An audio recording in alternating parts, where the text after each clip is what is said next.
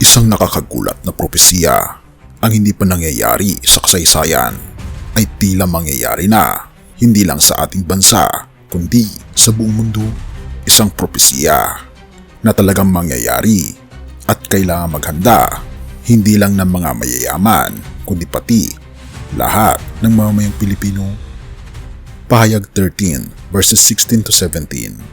At kanyang pinatindi sa lahat, sa maliliit at sa malalaki, at sa mayayaman at sa mga dukha, at sa mga laya at sa mga alipin, na sila'y bigyan ng isang tanda sa kanilang kanang kamay o sa kanilang noo, at upang huwag makabili o huwag makapagbenta ang sinuman kundi siyang mayroong tanda.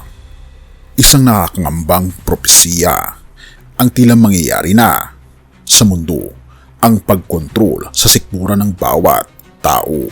Ito ang propesiya ng hindi makabili o makapagbenta.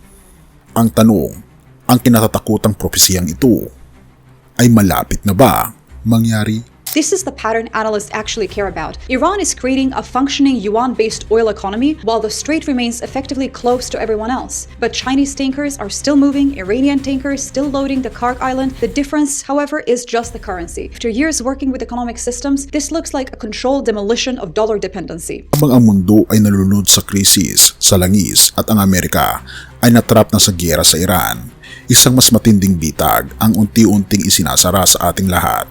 Sinasabi sa Biblia na darating ang panahon na walang sinumang makakabili o makakapagtinda kundi ang mga nasa loob lamang ng sistema. Bangko Sentral ng Pilipinas ay kinalampag sa bagsak na halaga ng piso kontra dolyar.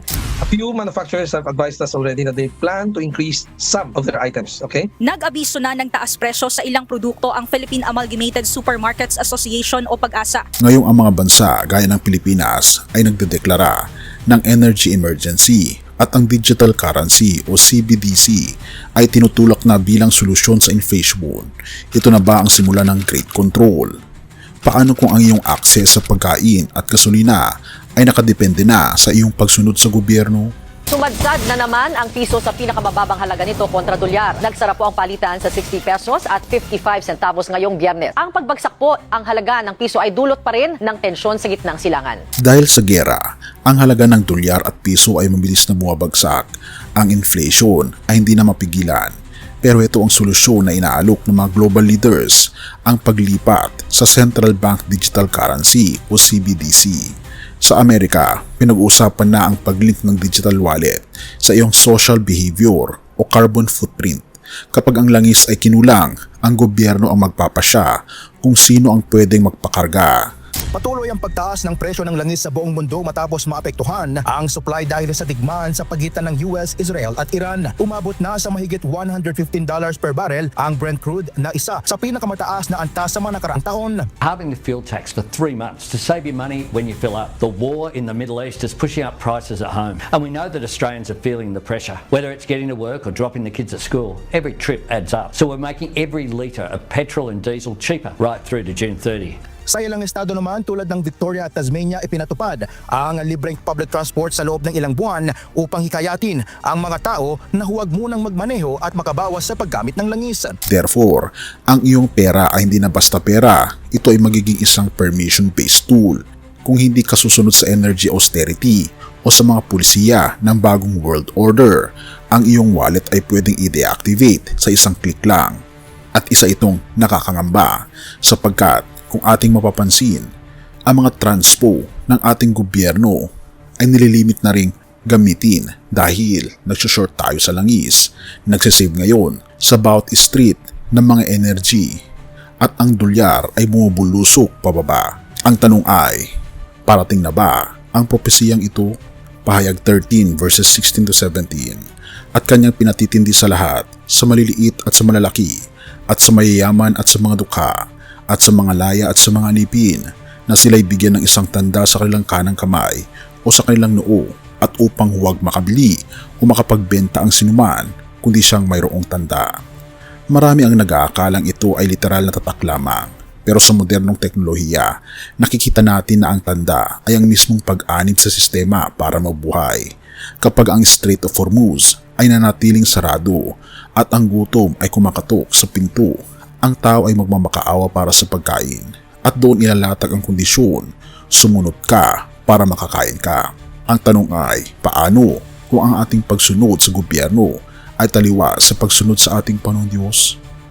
Ang tanong ay, susunod ka pa rin ba? Samantala sa Egypt, inatasan ng mga negosyo na magsarado ng mas maaga at pinayagan ng work from home setup para sa ilang empleyado upang mabawasan ang pagkonsumo ng enerhiya. Nagpatupad din ng mga kahalintulad na hagbang ang iba't ibang bansa sa Asia at Europe. Sa Sri Lanka, nagpatupad ng fuel rationing kung saan nilimitahan ang pagbili ng langis ng mga motorista. Sa Slovenia, nilimitahan ang dami ng langis na pwedeng bilhin ng bawat individual sa isang araw. Sa China naman, pinigil muna ang pag-export ng fuel upang masiguro ang sapat na supply sa loob ng bansa. Sa iba namang bansa tulad ng Vietnam at Thailand, hinihikayat ang mga mamamayan na magtipid sa enerhiya sa pamamagitan ng paggamit ng public transport, carpooling at pagbawas ng paggamit ng aircon. Dito sa Pilipinas, nararamdaman na natin ang prelude o ang panimula nito. Ang mga 4-day work week, ang pagmonitor sa kuryente sa mga opisina at ang pagtaas ng presyo ng bilihin ay nagtutulak sa atin sa isang sulok. Pero ang krisis na ito ay ginagamit upang ihanda ang ating kaisipan na tanggapin ang anumang sistemang iaalok ng mundo para lamang sa stability. Therefore, ang bawat hakbang patungo sa digital control ay isang hakbang palapit sa katuparan ng propesiya. Ang katarungan ng Diyos ay binabalaan tayo ng maaga upang hindi tayo mabigla. Hindi tayo tinatakot ng Biblia, tayo ay inihahanda. Ang hindi makakabili o makakapagtinda ay ang huling pagsubok sa katapatan ng tao. John 14 verse 15, kung ako inyong iniibig, ay susundin niyo ang aking mga utos. Pahayag 14 verse 12, narito ang pagtitiis ng mga banal na mga nagsisitupad ng mga utos ng Diyos at ng pananampalataya kay Jesus. Kaibigan, nais mo bang sundin ang gobyerno kung ito ay taliwas sa kagustuhan ng ating Panginoong Diyos o sa kanyang utos? Huwag tayong matakot sa pagwala ng akses sa sistema ng mundo. Matakot tayo sa pagwala ng akses sa kaharian ng langit. Kaibigan, ang mana, ang awa ng ating Panginoong Diyos, ang ating Panginoong Yesus ang magbibigay sa atin ng mana na hindi kayang kontrolin ng anumang gobyerno o teknolohiya. Kaya nga, tayo ay tumayo sa grasya ng ating Panginoon sapagkat sa Kanya ay may sapat tayong pagkain at hindi tayo magkukulang. Kaibigan, ang digital na bitag ay nakalatag na. Lumapit tayo sa ating Panginoong Yesus. Siya ang tanging security na hindi kayang i-hack o i-deactivate. Ang kanyang pangako ay hindi mapapantayan na anumang digital wallet. Isuko mo sa kanya ang iyong buhay bago pa tuluyang magsara ang pintuan. Purihin ang ating Panginoong Diyos at tayo manalangin. Ama naming Diyos na makapangyarihan sa lahat na nasa langit, patawarin niyo po kami kung kami naging kampante sa aming sariling kakayahan. Nakikita po namin ang mga pagbabago ng sistema sa mundo, ang pagkawala ng kalayaan sa pagbili at pagtitinda. Idinadalangin po namin ang iyong proteksyon. Bigyan niyo po kami ng lakas na manatiling tapat sa iyo. Kahit pa ang mundo ay talikuran kami, pakainin niyo po kami o aming Panginoon Diyos ng inyong pong salita at punuin niyo po ang aming mga lamesa sa gitna ng krisis. Pero higit sa lahat o aming Panginoon Diyos, naway ang aming mga pangalan ay manatiling nakasulat sa aklat ng buhay. Pinupuri po namin kayo at pinapasalamatan o aming Panginoon Diyos sa inyo pong dakilang pag-ibig sa amin. At patnubayan niyo po kami at patawarin po kami sa lahat ng aming mga pagkukulang at pagkakasala. At salamat po sa pagdinig ng aming mga panalangin sapagkat ito po ang aming samot hiling sa matamis na pangalan ng aming Panginoon Jesus. Salamat po. Amen. Bago natin ipagpatuloy kaibigan, siya nga pala ang Great Controversy na isa sa mga pinaka-kontrobersyal na libro dahil tumutukoy ito sa mga propesiya sa libro ng Daniel at Revelation na nagaganap na sa panahon natin ngayon bago ang pagdating ng ating Panginoong Diyos ay pinamimigay na namin ng libre sa pamamagitan ng PDF. At ito ay nasa limited lamang na panahon kaya i-click mo sa description sa baba upang ma-avail mo kaibigan ang napaka-importanteng libro ito na magbubukas sa iyo sa mas maliwanag mong hinaharap. Purihin ang ating Panginoong Diyos at tayo magpatuloy.